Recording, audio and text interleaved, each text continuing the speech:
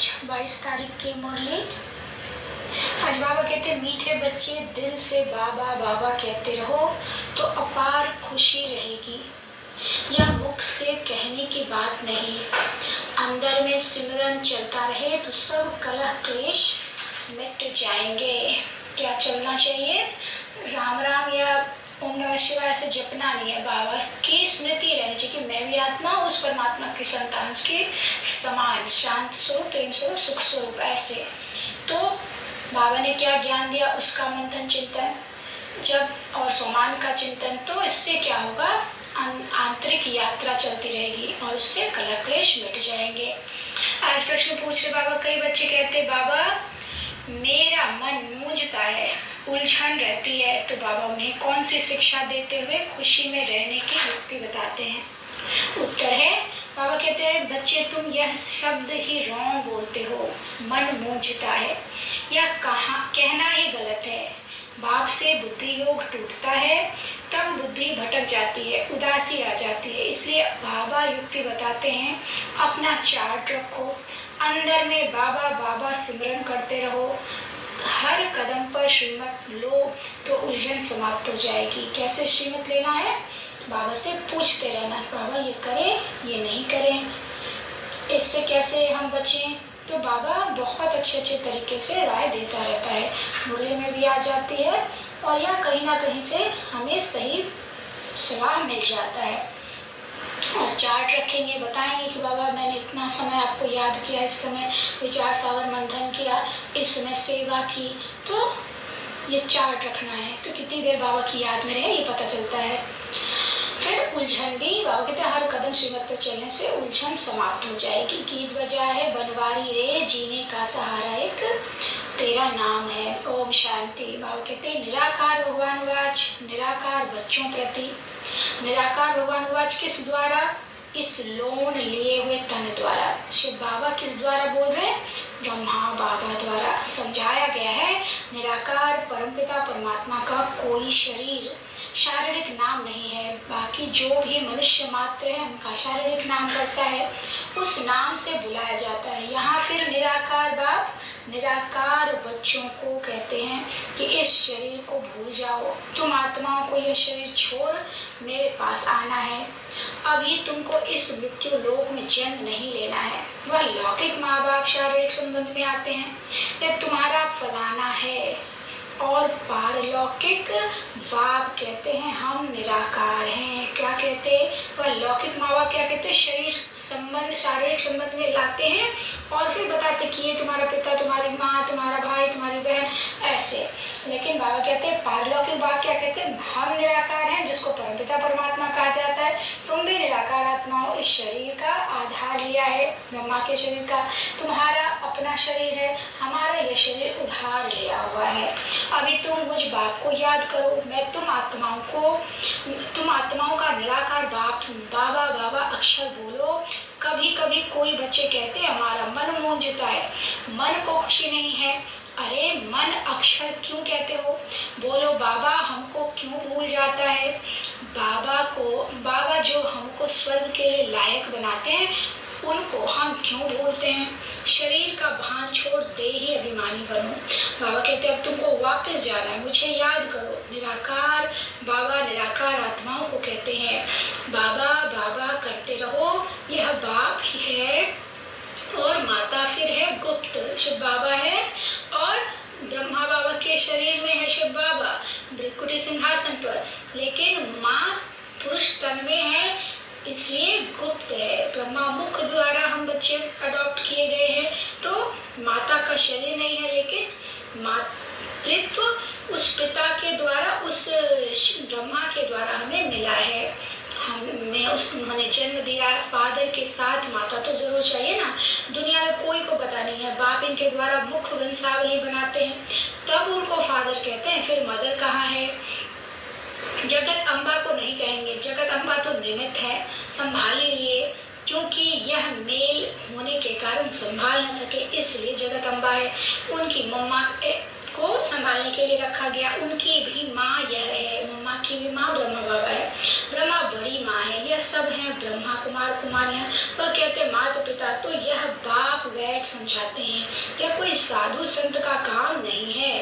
बाप स्वर्ग की स्थापना करते हैं, माया रावण नरक बनाने लग पड़ती है। बाप सुख देते हैं, माया दुख देती है। यह है ही सुख दुख का खेल। और है भारत के लिए, भारत हीरे जैसा था, अब कौड़ी जैसा बन पड़ा। भारत में पवित्र गृहस्थ धर्म था, जिन्हों के चित्र हैं, लक्ष्मी नारायण का राज्य था, परंतु वह कब स्थापन हुआ यह कोई जानते नहीं। कल्प की आयु लाखों वर्ष क्या देते हैं, तो उन बच्चों को समझाया जाता है 5000 वर्ष पहले इन लक्ष्मी नारायण का राज्य था। फिर Lakshmi Narayan the first second third चलते हैं, 8 गद्दियाँ चलती है। फिर चंद्रवंशी में 12 चलती हैं, डिनाइस्टी होती है ना। बाबा बता रहे कि Lakshmi Narayan the first, Lakshmi Narayan the second third, ऐसे उनके उनके घराने चलते हैं। 8 गद्दी चलेगी सतयुग में, त्रेता में राम सीता की 12 गद्दी चलेगी। कहते हैं बच्चों को समझाया जाता है 5000 वर्ष पहले भारत में एक ही लक्ष्मी नारायण का राज्य था। वर्ल्ड ऑलमाइटी अथॉरिटी गवर्नमेंट थी, वह बाप ही बनाते हैं। भारतवासी गवाते भी हैं। यह अभी तो राजा ही है नहीं, यह ना किंग क्वीन है, यह है प्रजा का प्रजा पर राज्य। क्षण भंगुर है, इनमें कोई सुख नहीं। जितना समय पास होता जाता है दुख जास्ती होता जाएगा। ये क्या है, मृग तृष्णा के समान है, आज है कल नहीं है। बाप कहते हैं मेरी मत पर चलते रहो। बाप को तो पोता मेल भी बताना पड़े ना। बाप को अपने बच्चों का पता रहता है ना, कितनी कमाई करता है, तो बाप को तब जब बताएंगे तब तो पता पड़ेगा। बाप तो झट बता देते तुमको वैकुंठ का मालिक बनाता हूँ। बाप कहते हैं मैं दाता हूँ, तुमको देने लिए आया हूँ। तुम भी अपना सब कुछ सफल करने वाले हो, इसके भविष्य के लिए अब बनाना है। जो जितना सफल करेंगे उन्हें उतनी बड़ी वैकुंठ की बादशाही भी मिलेगी। लेन देन का हिसाब है, एक्सचेंज करते हैं, पुराने के बदले सब नया देते हैं। यह तो फर्स्ट क्लास ग्राहक है। एक हाथ दो दूसरे हाथ लो, बाबा कहते तुरंत मिल जाएगा। एक कहावत है ना, सुबह का साईं। बाप तो एकदम विश्व का मालिक बनाने आते हैं। बाप कहते यह सब कुछ धन माल आदि धूल में मिल जाना है, इनको छोड़ो। देह से देह के सभी संबंधों को भूलो, अपने को ट्रस्टी समझो। यह सब ईश्वर का दिया हुआ है, उनका ही है। बाकी शरीर निर्वाह अर्थ कर्म तो करते हैं ना। बाबा को मालूम होगा तो राय देते रहेंगे। कहते हैं बाबा मोटर लूं, अच्छा पैसा है तो भल मोटर लो। मकान बनाना है, अच्छा भल बनाओ, राय देते रहेंगे। पैसा है तो खूब मकान बनाओ, एरोप्लेन में घूमो, भल सुख लो। बच्चों को ही मत देंगे ना। कन्या की शादी के लिए पूछते, अगर ज्ञान में नहीं चल सकती है तो भल कर दो। बाबा कहते कुछ भी करो लेकिन मुझसे राय लिया करो। और कन्या अगर शादी के लिए कहती है या वो ज्ञान में नहीं चलती, बाबा कहता है कि कर दो, भल कर दो, लेकिन बाबा से राय लेकर करना चाहिए। बाप राय देते बच्चे स्वर्ग के मालिक बनो, श्रीमत पर चलो, देही अभिमानी बनो। वहाँ के नाम भी कितने सुंदर होते हैं, कहाँ के सतयुग के। यहाँ तो कैसे कैसे नाम है, पाव के बसरमल आदि नाम वहाँ होते नहीं। वहाँ रामचंद्र कृष्णचंद्र आदि नाम होते हैं। श्री का टाइटल भी मिलता है क्योंकि श्रेष्ठ है ना। यहाँ तो कुत्ते बिल्ली सबको श्री श्री का टाइटल दे देते हैं। तो बाप समझाते हैं यह पुरानी चीची दुनिया, यह सब खत्म हो जाना है। अभी तुम मेरी श्रीमत पर चलो। श्री मत भगवत गीता है मुख्य, बाकी वेद शास्त्र आदि तो अनेक हैं। बाप ब्राह्मण देवता क्षत्रिय तीनों धर्म स्थापन करते हैं। शिव बाबा भी क्या कर रहे हैं, 3 धर्म की स्थापना, ब्राह्मण देवता और क्षत्रिय, 3 धर्म की। संगम पर ब्राह्मण, सतयुग में देवी देवता और त्रेता में क्षत्रिय धर्म की स्थापना करते हैं। फिर इब्राहिम अपना धर्म स्थापन करता है द्वापर से। फिर इब्राहिम आते इस्लाम धर्म, उनका शास्त्र फलाना। अच्छा वेद किस धर्म का शास्त्र है, कुछ भी पता नहीं। संन्यास धर्म का शास्त्र कोई वेद नहीं है। अगर वेद शास्त्र है तो वही पढ़ें। फिर गीता क्यों उठाते हैं, क्रिश्चियन लोग सयाने हैं, दूसरे धर्म का शास्त्र कभी नहीं लेंगे। भारतवासी तो सबको गुरु करते रहेंगे। बाबा ने समझाया था जब कोई 4-5 इकट्ठे आए तो हर एक को अलग अलग समझाना चाहिए। जैसे पहले तुम अलग अलग बैठकर समझाते थे, ऐसे अभी भी समझाएंगे तो उनकी नब्ज का पता पड़ेगा। फॉर्म भराना है क्योंकि हर एक की बीमारी अलग अलग। वैद्य लोग एक एक को बुलाकर नब्ज देखकर दवा देते हैं। निश्चय करना है ना, हम आत्मा हैं। बाबा कहते हैं हर कुछ जब तक हमको क्लियरली नहीं बताओगे तुम्हारे लिए क्या मैं राय दूं, ये तो नहीं समझ में आएगा ना। क्लियर बताना है कि कहाँ क्या प्रॉब्लम है, तब बाबा सबके लिए अलग दवा है तो बाबा दवा फिर बताएगा। आत्मा ही पतित बनती, आत्मा को निर्लेप कहना यह तो झूठ बात हो गया ना। क्या कहना है, आत्मा निर्लेप नहीं है। बाबा कहते हैं गंगा स्नान व जप तप आदि करने से विकर्म विनाश नहीं हो सकते। विकर्म विनाश योग अग्नि से ही होते हैं। अंत में सबका हिसाब किताब चुकतू होगा, नंबरवार। चुकतू नहीं होगा तो सजा खानी पड़ेगी। चुकतू करना है बाप की याद से, याद नहीं करते हैं तब आत्मा मुरझाती है। बाबा की याद में जितनी रहेगी उतना हम खुश रहेंगे, विकर्म विनाश होगा, पुण्य का खाता जमा होगा। बाप कहते हैं मेरे को याद नहीं करेंगे तो माया वार करेगी। जितना हो सके याद करो, कम से कम 8 घंटे तक याद रहेगी तो तुम पास हो जाएंगे। चार्ट रखो, तूफान तब आते हैं जो अपने को आत्मा समझ बाप को याद नहीं करते हैं। गाते भी हैं सिमर सिमर सुख पाओ, अंदर सिमरना है, चुप रहना है, राम राम बस शिव शिव कहना नहीं है। याद से तुम्हारे कलह क्लेश मिट जाएंगे। बाबा की याद में रहना है। याद कैसे, मैं बिंदी बाबा भी बिंदी, थोड़ा सा उसका प्रैक्टिस बढ़ाना है, देखने की कोशिश।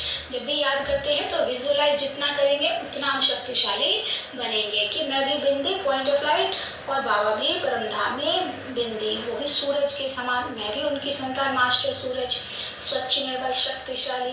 तो जैसा हम चिंतन करेंगे उसको विजुअलाइज करके वैसा हमको शक्ति मिलता जाएगा। अब कहते तुम निरोगी बन जाएंगे, सीधी बात है। बाप को भूलने से ही माया का थप्पड़ लगता है। बाबा को कभी नहीं भूलना है।